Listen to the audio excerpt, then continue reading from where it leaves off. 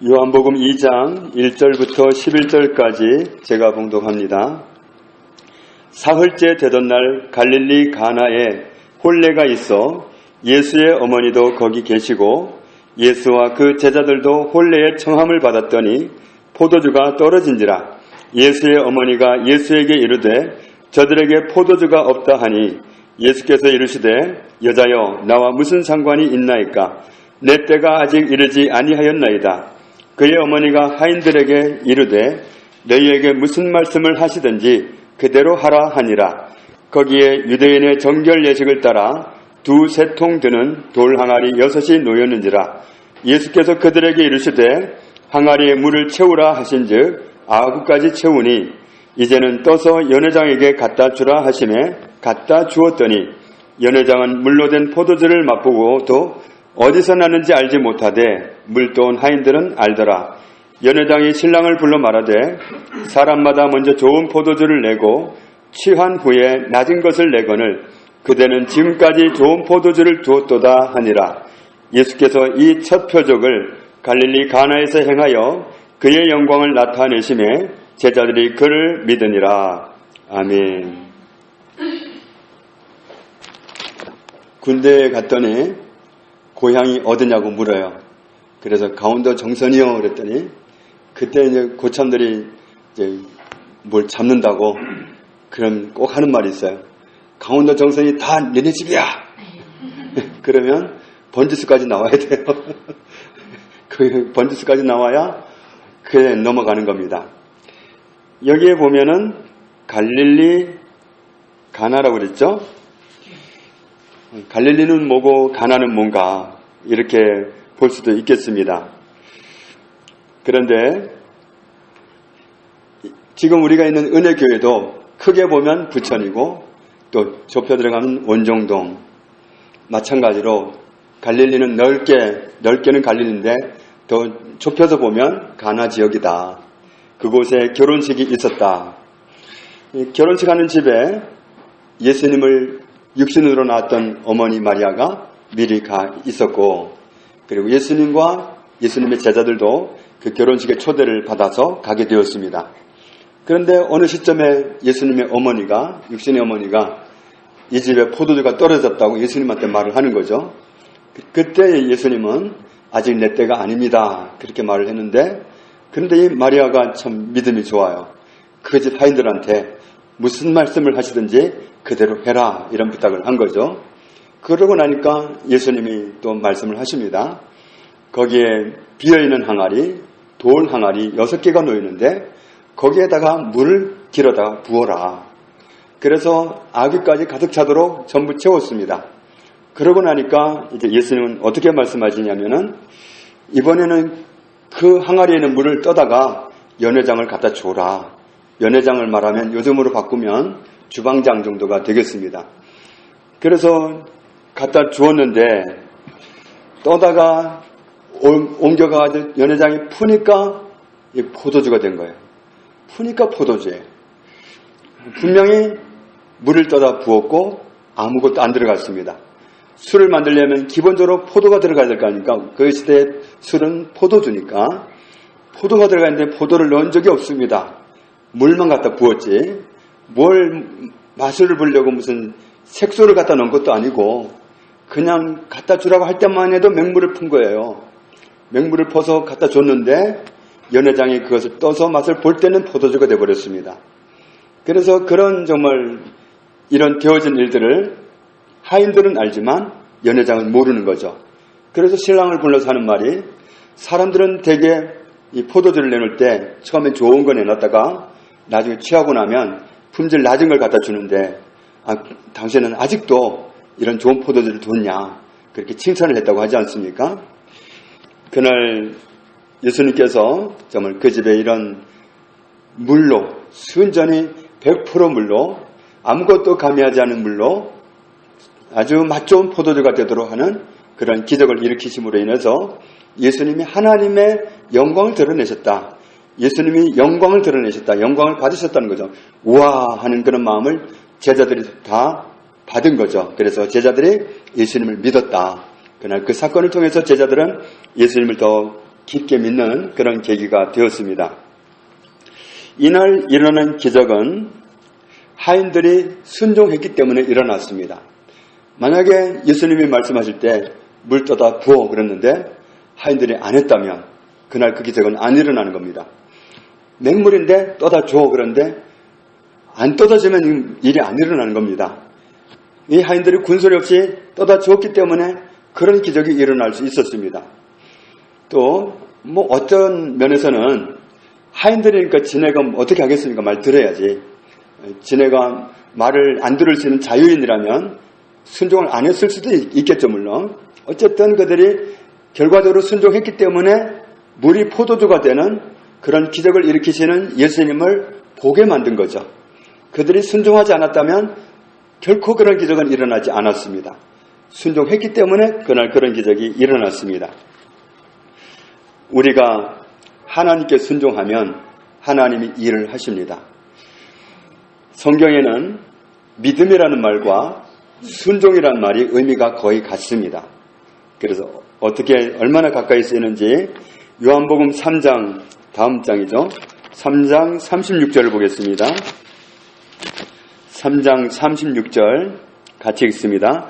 아들을 믿는 자에게는 영생이 있고 아들에게 순종하지 아니하는 자는 영생을 보지 못하고 도리어 하나님의 진노가 그 위에 머물러 있느니라.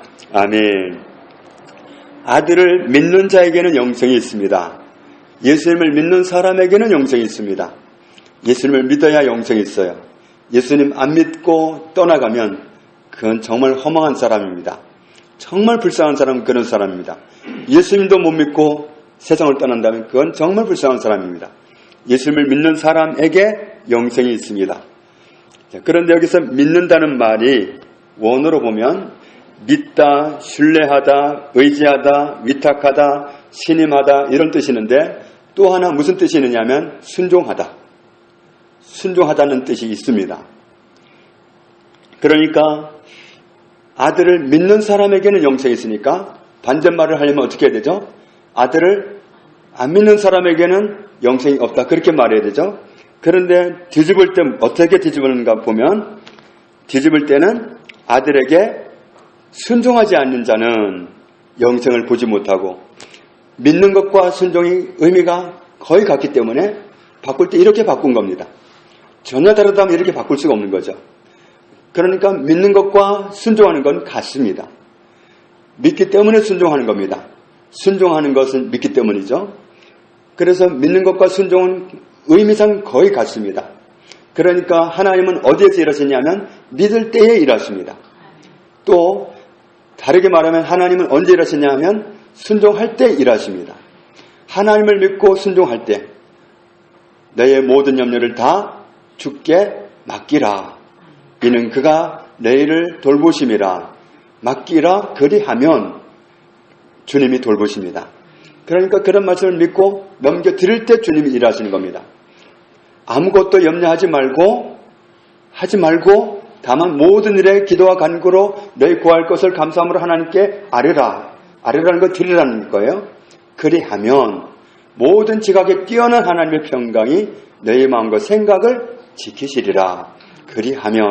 그리하면은 순종하면 하라는 대로 하면 그렇게 하겠다. 이 말씀입니다. 그러니까 믿는 것과 순종은 같은 거예요. 꼭 하나님은 믿을 때 일하셨어요. 하나님 또 언제 일하시냐면 순종할 때 일하세요. 우리가 하나님의 말씀을 믿고 순종하면 일하세요. 그러니까 우리가 정말 염려할 상황이 막 밀어닥칠 때 그 염려에 휩싸이면 얼마나 고통스럽습니까? 너무너무 힘듭니다. 정말 한 사람도 나를 도와줄 사람이 없어요. 세상에.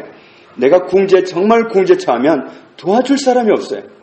정말 아무도 손 내밀 데가 없고 어디에도 손을 뻗을 데가 없어요. 그때는 정말 혈육이라도 도와줄 수가 없어요. 그때는 정말 내가 혼자구나. 내가 정말 외롭구나. 정말 깊은 문제에 빠지면 나 혼자입니다. 그때 우리는 바라볼 때가 있습니다. 열린 곳이 어디라고 그래요? 하늘은 열려있다면서요. 하나님께 그때 나가는 겁니다. 정말 제가 목회를 그냥 처음에 마음먹은 대로 자리를 이탈하지 않고 계속 갔더라면 정말 저는 순탄한 목회는 했을지도 몰라요. 그러나 하나님을 깊이 알지는 못했을 거예요. 제가 정말 어렸을 때 환경이 좋았다면 하나님과 친해지지는 못했을 거예요.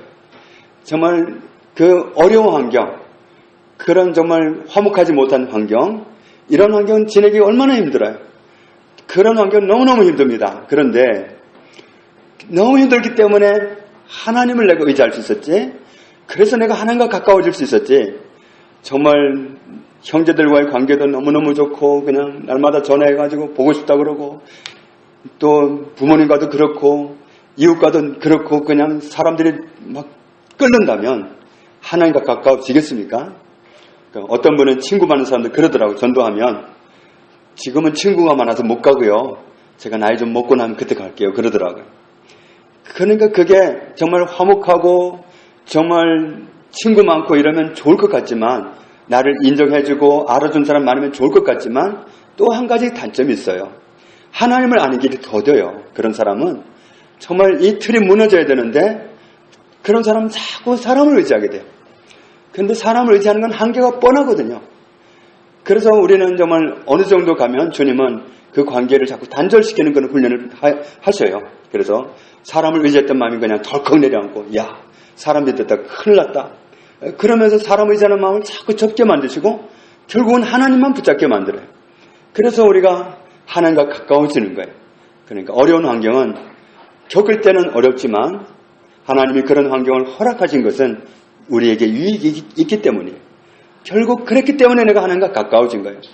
정말 우리가 어려웠기 때문에 하나님께 기도했고, 어려웠기 때문에 하나님의 응답을 받아내면서 그렇게 살아올 수 있었던 거지, 그냥 모든 것이 순탄하고 내 뜻대로 막 갈 수 있었다면 하나님 믿는 걸 이름만 걸어놓고 그리고는 정말 정말 그렇게 살아갈 수밖에 없어요. 사람은 정말 감사합니다. 정말 그냥 따뜻하고 배부르고 그러면 정말 엉뚱한 데 관심 가져요. 사단은 얼마나 그런 사람을 잘 유인하는지 몰라요. 그러면 하나님과 가까이 할 수가 없어요. 그러니까 어려운 게 결국은 우리에게 정말 무익하지만은 않습니다. 그런 분들이 다 하나님께 나가는 통로가 되는 거예요. 그래서 우리는 모든 환경 속에서 하나님께 감사할 수 있어야 됩니다. 그래서 불평하는 것보다는 감사하는 게 100번 낫습니다. 그래서 항상 뭐라고 그랬죠? 이따금이 아니라, 할 수 있을 때가 아니라 항상 기뻐하라. 무조건 기뻐하는 거예요. 기뻐하는 건 저축입니다. 기뻐할 수 없을 때 기뻐하면 그건 저축입니다. 정말 그건 하나님 믿기 때문에 그건 뭐예요? 순종하는 거예요. 할 수 없는데 순종해버리는 거예요. 그러면 하나님이 일하십니다. 네가 그렇게 염려스럽지만 염려를 던져버리고 그냥 하나님께 맡겨버리면 그때 하나님이 일하시겠다는 거예요. 순종하면 일하시는 거예요. 하인들이 순종 안 했으면 예수님 일 못하셔요. 어떻게 일하시겠어요? 그렇다고 예수님 직접 물 떠다 할 수는 없잖아요. 순종할 때 주님은 일하시는 겁니다. 그러니까 하나님이 말씀하실 때 정말 빌립보서 4장 19절에 나의 하나님이 그리스도 예수 안에서 영광 가운데 그 풍성한 대로 너희 모든 쓸 것을 채우시리라 말씀하셨습니다. 그런 말씀, 어려울 때 그런 말씀 보면 얼마나 반갑습니까? 그런데 그 말씀과 내 삶은 갭이 많거든요. 그럴 때 그 말씀을 고백한다는 거, 하나님이 제 모든 쓸 것을 공급하시니 감사합니다, 이렇게 고백한다면 그건 대단한 믿음입니다. 그런데 그렇게 고백하는 게 순종이에요. 할 수 없는데 하는 게 순종입니다. 그런데 그 순종하는 그 입술을 축복하죠. 할 수 없는데 환경을 봐서는 하면 안 돼. 내가 빈털터리고 당장 꾸러 다녀야 될 형편인데 어떻게 나는 꾸지 않고 꾸어주는 사람입니다. 그게 말이 나오겠어요? 안 나오지? 그런데 그걸 뒤집는 게 순종이에요. 내 양심의 소리는, 이성적인 소리는 그런 말 못하지, 네가 어떻게 하냐 그럴지 몰라도 그럼에도 불구하고 나는 하나님께 순종한다. 하나님이 말씀하셨으면 이게 온 세상의 법이다. 천국에서나 땅에서나 땅 아래서나 어디서나 하나님의 법이 통한다. 나는 하나님께 순종한다. 그러면서 그 생각을 물리쳐버리는 거예요. 그리고는 순종의 제사를 드리면 하나님이 일하시는 거예요. 사람은 안 변한다고 하잖아요. 그런데 변하면 순식간입니다. 하나님이 손대시는 순간 순식간에 변합니다. 진짜 너무 안 변해. 이거는 막는 말입니다. 그런 말은 할 필요가 없어요.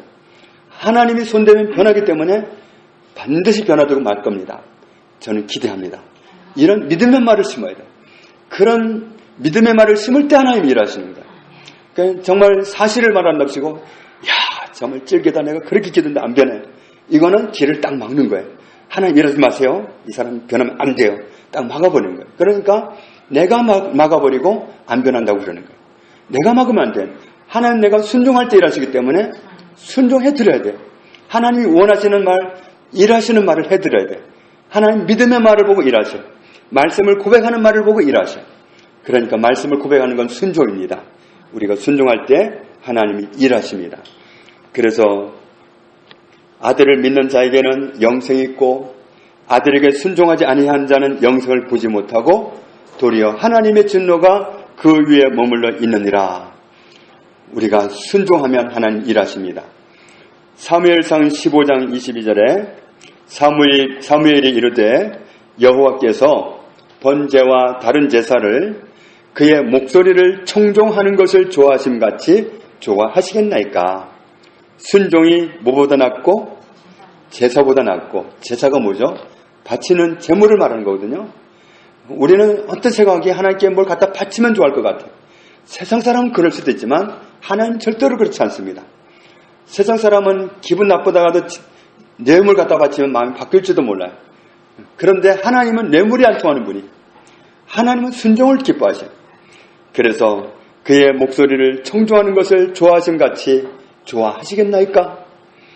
순종이 제사보다 낫고 듣는 것이 순양의 기름보다 나으니 거역하는 것은 점치는 죄와 같고. 점치는 죄는 다른 신 불러드리는 겁니다. 하나님께 거역하는 것, 하나님께 순종하지 않는 것은 다른 신 불러드리는 거나 똑같다. 그와 같고 완고한 것은 말씀 안 듣고 그러는 것은 사신 우상에게 절한 죄와 같음이라. 왕이 여호와의 말씀을 버렸으므로 여호와께서도 왕을 버려 왕이 되지 못하게 하셨나이다. 마태복음 4장 4절에 예수님이 말씀하셨죠. 사람이 떡으로만 살 것이 아니요 하나님의 입으로부터 나오는 무엇으로 살 것이라? 모든 말씀으로 살 것이라.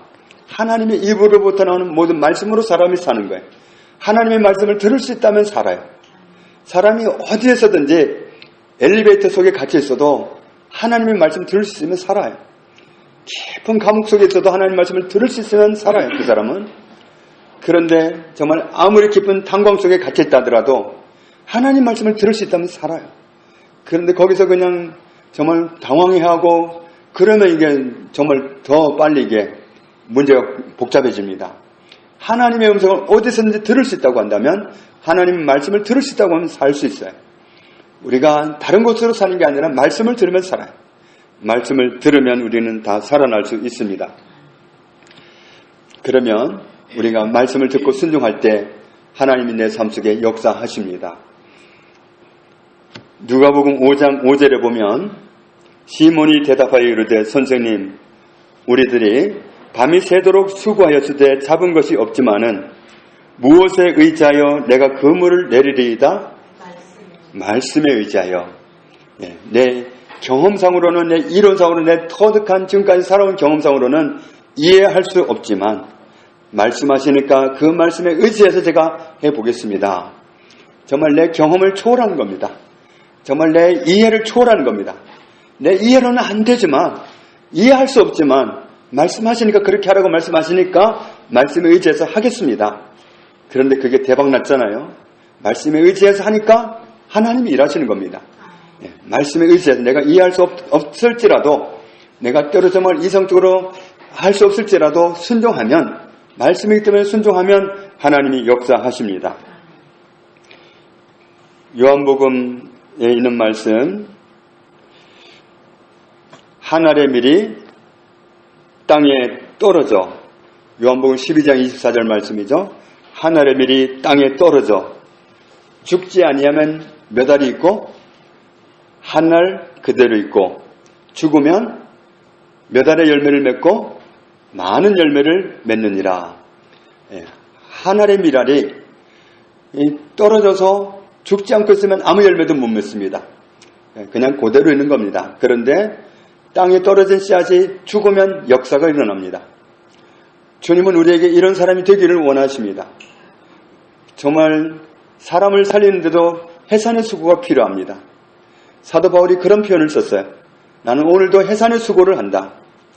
새 사람, 영의 사람을 출생시키고 세워가는 그 일을 위해서 나는 오늘도 해산의 수고를 한다. 어린아이를 낳을 때 말이 아이를 낳는 것이 얼마나 어려운 일입니까? 정말 너무너무 어려운 일이 그거 아니겠어요? 정말 아이를 낳고서 엄마를 이해하는 거 아닙니까? 엄마가 나를 낳을 때도 이렇게 힘들었겠구나 이해하는 거 아닙니까? 그러니 정말 나를 낳을 때 그렇게 힘들게 낳았던 나의 엄마를 이해하는 것처럼 정말 그 죽을 것 같은 그런 고통으로 해산의 수고로 자식을 낳아서 정말 기뻐하고 그렇게 살아오는데 우리가 영적인 사람을 출생시키는 것도 그래요. 결국 하늘의 미랄이 되어줘요. 누군가는 정말 아직 정말 출생하지 못한 그런 사람이 있다면, 영적으로 미숙한 사람이 있다면 그 사람의 성장을 위해서 하늘의 미랄이 되어줄 사람이 필요해요.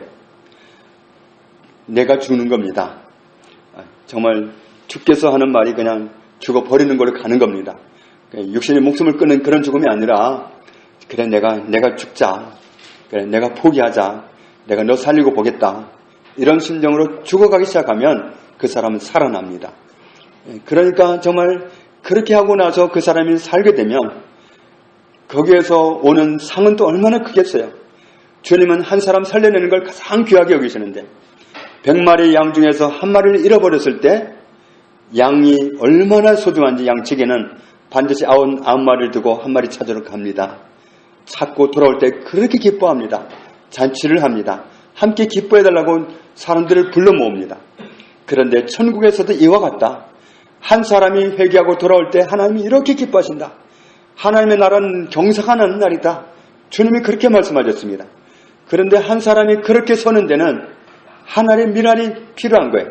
살아있는 미랄이 아니라 죽는 미랄이, 썩는 미랄이 필요한 겁니다. 그래, 내가 미랄을 주자. 그러면 역사가 일어나는 겁니다. 우리가 정말 말씀에 순종할 때 주님이 일하실 수 있습니다.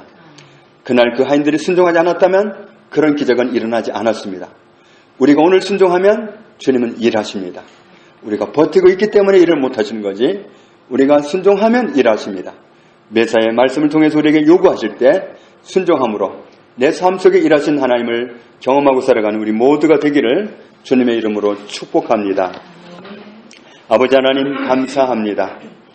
우리의 거듭남을 위해서 예수 그리스도께서 대신 죽기까지 하셨습니다. 예수 그리스도를 희생하는 그 큰 하나님의 사랑이 우리를 영생 얻게 하셨습니다. 우리의 구원이 얼마나 값지고 얼마나 큰 하나님의 희생이 있었는지를 감사합니다. 이제 또 한 사람 한 사람 살아나야 되는데 그를 위해서 우리가 미랄이 되기를 원합니다. 살아있는 미랄이 아니라 한 사람을, 수많은 사람을 살려내기 위해서 내가 썩어져가는, 죽어가는 미랄이 되기를 원합니다. 그때는 하나님이 일하시겠사오니 우리가 모든 말씀에 순종하는 나의 죽음을 선고하는 그런 희생을 통해서, 순종을 통해서 하나님의 일하심을 날마다 경험하고 살아가는 저희들이 되게 하여 주옵소서. 예수님 이름으로 기도합니다. 아멘.